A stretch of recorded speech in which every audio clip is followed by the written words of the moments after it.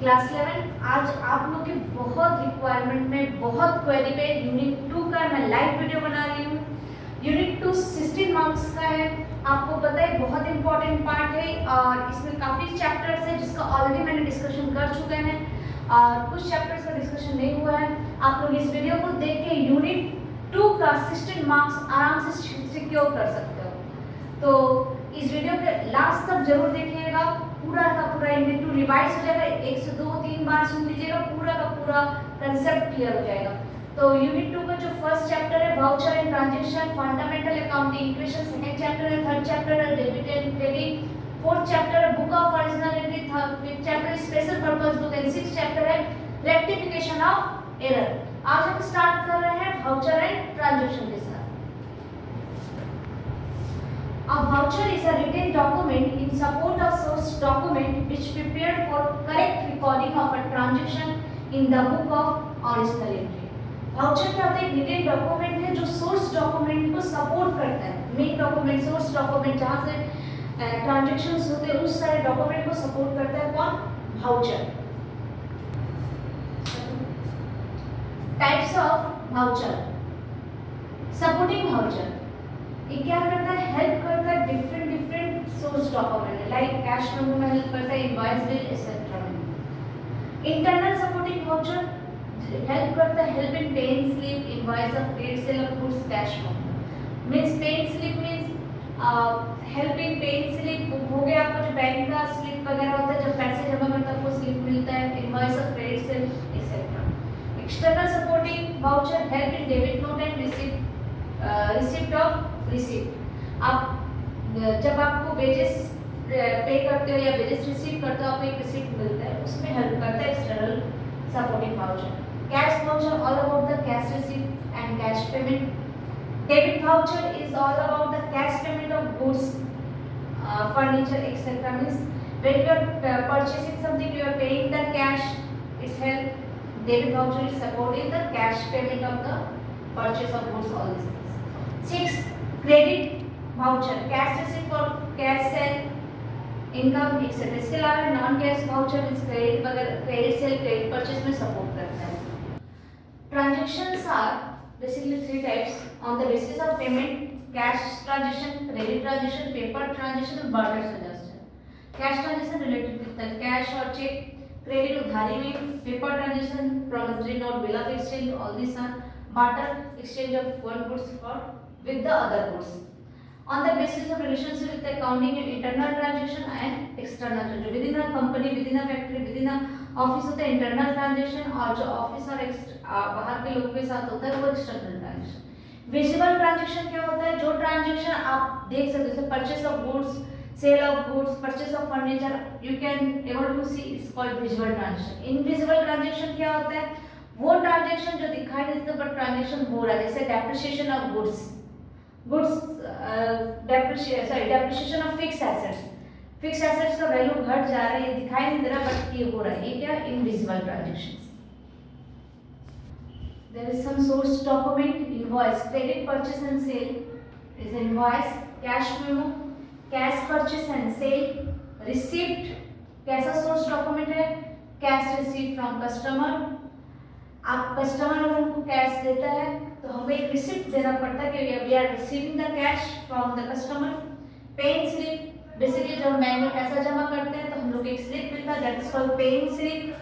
Check written document है। Pay slip wages and salary, अगर हम किसी को पे करते हैं तो उसको वेजेस एंड सैलरी के पेमेंट के साथ एक पे स्लिप देते हैं। डेबिट नोट सेल्स रिटर्न जब होता है तो रिकॉर्डिंग डेबिट नोट, और क्रेडिट नोट कब बनाते हैं? जब परचेस रिटर्न होता है। नेक्स्ट हम लोग का चैप्टर था आपका जनरल का, वो ऑलरेडी हम डिस्कस कर चुके हैं। ये मेरा ऑलरेडी ये वीडियो डाउनलोड हो चुका है, आप उसको आराम से देख लीजिएगा। उसके बाद चैप्टर है अकाउंटिंग इक्वेशन। अकाउंटिंग इक्वेशन ये फॉर्मूला बहुत इंपॉर्टेंट है, assets equal to liability and plus capital. इसी के बेस पे आपके बहुत सारे ट्रांजैक्शंस होंगे। जैसे पहला ट्रांजैक्शन अगर मैं आपको बोलूं कैश इन्वेस्टेड इन बिजनेस,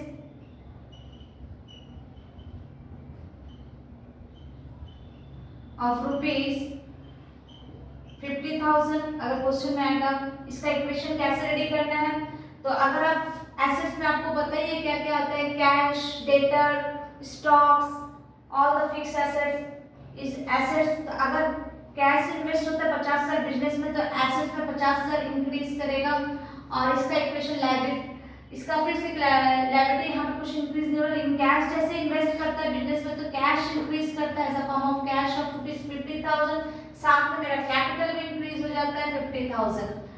तो इस तरह मेरा इक्वेशन क्या हुआ, एसेट्स में कैश 50,000 है और लायबिलिटीज साइड में 50,000 कैपिटल है, तो इक्वेशन इक्वल हो गया। इस तरह करके आपको इक्वेशंस दिए जाएंगे इस चैप्टर के साथ। ये भी ऑलरेडी हम डिस्कस कर चुके हैं, इसका भी आप वीडियो देख लीजिएगा। Special purpose book, subsidiary book. Purchase book में क्या रिकॉर्ड होता है, all the credit purchase. Credit पर special purpose book subsidiary book में अगर परचेज बुक है तो उसमें क्रेडिट परचेज ही रिकॉर्ड होगा। क्रेडिट परचेज ऑफ गुड्स, हम लोग यहाँ पर credit purchase of furniture, credit purchase of building ये नहीं रिकॉर्ड करेंगे। जिसका बिजनेस करेंगे उसी का अगर क्रेडिट में परचेज करेंगे तो वो रिकॉर्ड होगा। और क्रेडिट सेल भी सेम चीज का, अगर जिस चीज का बिजनेस करेंगे वही सेल होगा तो वही रिकॉर्ड होगा। परचेज रिटर्न बुक मतलब परचेज किया हुआ सामान अगर रिटर्न करते हैं वो परचेज रिटर्न बुक में रिकॉर्ड होगा। सेल किया हुआ सामान रिटर्न करेंगे तो सेल्स बुक में रिकॉर्ड होगा। ये बिलोंग करता है सप्लायर के साथ, मतलब क्रेडिटर, और ये बिलोंग करता है डेटर के साथ, मतलब customer. Cash book, all the transaction recorded in cash book.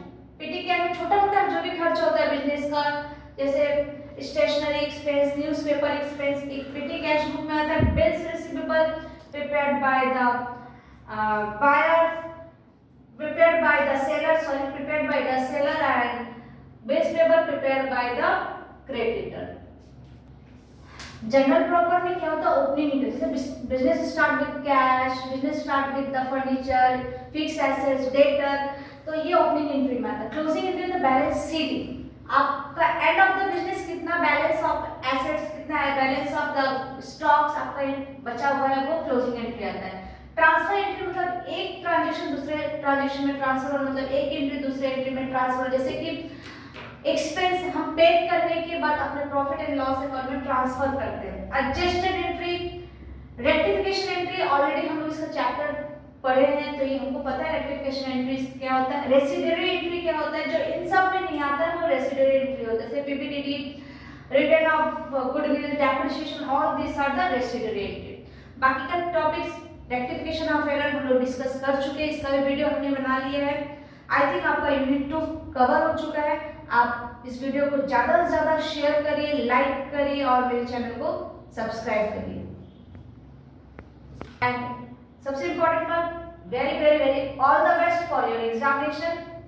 Thank you very much.